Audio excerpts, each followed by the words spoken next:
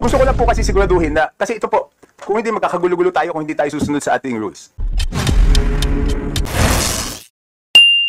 Para ho magbigay ho ng kanyang mga pagtingin no, dito sa kalagayan natin sa flood control project. Siyempre merong mga bad flood control projects pero merong mga good flood control projects po sa lagi ho nga naririnig ho natin yung pong karanasan ho ng syudad po ng Marikina. So kasama ho natin si Marikina Congressman Miro Kimbo, Chairperson of the House Ways and Means Committee. Mr. Chair. Mr. Chair. Yes, please. Yes, may I kindly be recognized for a point of clarification? Yes, please. Mr. Chair, is my understanding correct that the first briefing was on August 4, right? Yes. So it was a motu proprio briefing based on the call of the chair. Because there was still no resolution at the time, Mr. Chair. I think it's a briefing. Yes, it's a briefing. But, Mr. Chair, I just want to clarify if this is the proper jurisdiction, no? Because if we will read our rules, Mr. Chair, public accounts, no? Committee on Public Accounts. First of all, I want to make it clear that we want the truth. And being scrutinized here, we are also included, kasama tayo sa tinitingnan dito. Dahil wala namang magiging kalokohan dito kung hindi napunduhan. At yung budget nang galing sa Kongreso. So, Mr. Chair, gusto ko lang siguraduhin na talagang sinusunod natin ng stricto ang ating rules para walang question na meron tayong kino-cover up o ano. No? Ang nakasulat po kasi sa ating rules, ang Committee on Public Accounts, all matters directly and principally relating to the examination and scrutiny of audit reports on the performance of all government agencies to determine their adherence to or compliance with the plans and programs authorized through appropriations approved by the legislature. So kung titingnan po natin, ano po ba ang sinasabi dito sa rule natin? Directly, direkta, tungkol sa audit report. Hindi po ba dapat ang committee na sumasakop dito ay yung good government and mas shoot siya doon sa good government and public accountability dahil ang good government and public accountability ay all matters directly and principally relating to malfeasance, misfeasance, non-feasance in the office committed by officers and employees of the government, and etc. etc. So I just want to raise this. I mean, it's not up for me to decide. I'm not a member of this committee. No? It's just a friendly reminder na since scrutinized tayo, I think the committee will have to decide whether ito po talagang tama or mas magandang sa good government. Yun na po, Mr. Chair. So whatever, I cannot make a motion because I'm not a member of this committee. Gusto ko lang na stricto nating sinusunod. Kasi kahit yung uniform natin, di ba? Yung uniform, simpleng uniform, sinusunod na po natin. Na kailangan tama yung uniforme natin pag tayo. Hindi pa pwede tayong improper attire. So gusto ko lang pong siguraduhin na tama ang jurisdiction nitong committee na to para kung ano man lalabas na report dito, walang question dahil stricto po nating sinunod yung rules natin. So, pero inuulit ko, hindi po ako membro. So, it's up to the members of the committee to decide whether this is the proper jurisdiction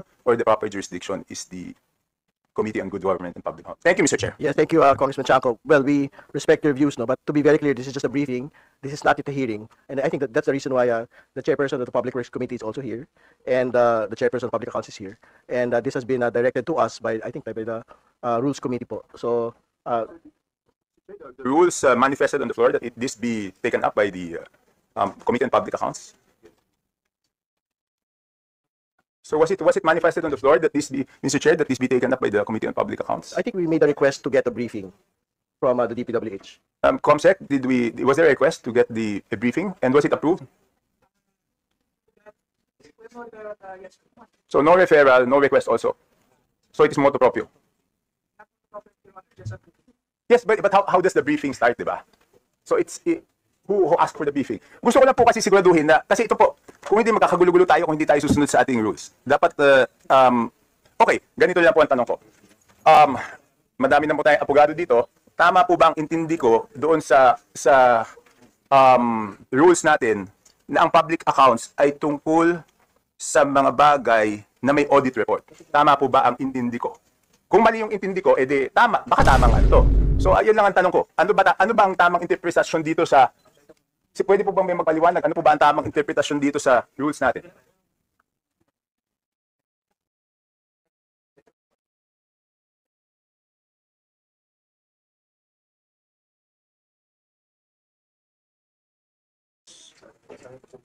Hindi. Wala po akong problema sa presentation. Gusto ko lang po, kasi I'm a sucker for rules. I admit. Kung ano yung patakaran natin, sundin natin. Kasi pag nagkaroon tayo ng exemption, may isang hindi sumunod. Lahat na may dahilan, lahat hindi sumunod eh.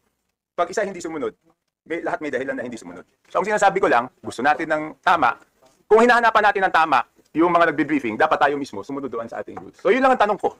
Yan ay isang tanong. Ano ba interpretasyon natin dito sa Committee on Public Accounts? Mr. Chair, yung pong Committee on Public Accounts principally is a committee assigned to the minority. Opo. And the minority would like to be very relevant on current issues. Okay. Kung hindi po nagpatawag ng meeting yung Committee on Good Government, kami po, inunahan na namin. Anyway, we will have a way of correcting it. After the reports, maybe we can call the COA. Bakit wala pa kayong mga audit reports dito sa bakit naunahan pa kayo ng ibang agencies, especially ng ating Pangulo? So, we're trying to be relevant.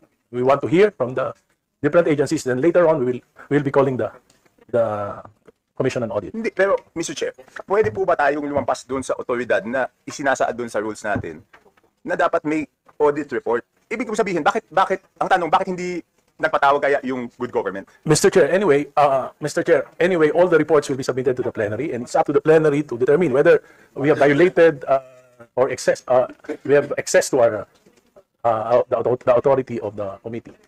Yes, Mr. Chair, pero bakit pa tayo abot nun sa plenary? Ba't din lang po kayo? Anyway, sinasabi ko ito suggestion. As I said, the minority wants to be relevant, especially on this very controversial issue. Hindi, walang problema sa akin. So gusto ko lang liwanagin. Kung And the talagang- Committee on Public Accounts is, this is the term of the minority. Hindi, kaya nga. So ang ibig sabihin nito, hindi na natin susundin itong, bakit di na muna natin amyandahan yung rules natin para hindi kailangan magkaroon ng audit report? The proof of the pudding is in the eating, so we'll just have to wait for the committee report.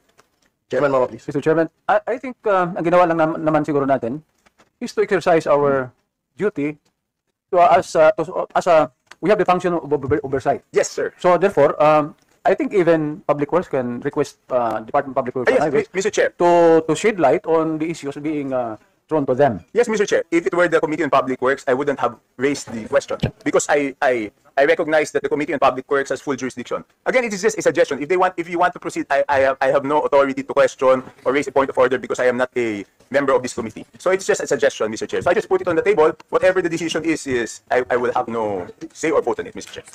Mr. Chair, if I may. Congressman Kimbo, please. Yeah, just I think the points of Congressman Toby Tiangco is well taken.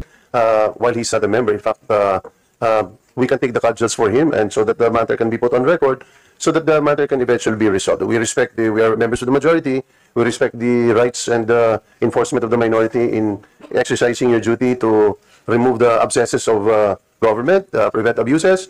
So gagalang ho namin yun. But I support the position of Congressman Tiangco. Let's put it on record and let that matter be resolved later on. Because I think the Committee on Rules should be in a position to make the determination whether we will have a joint. Because tama naman na sinabi niya na ayaw natin mabaliwala na kung anong pag-uusapan dito. Pero tingin ko ang tiyak dito is gusto natin gawin na. At in fact, nauuna pa ang minorya na gawa ng hakbang para usigin at alamin kung ano nangyari dito o sundin ang utos ng ating mahal na Pangulo. So, I think, Mr. Chair, I adopt his motion so that it can be put on record, so that a determination can be made later on by the Committee on Rules.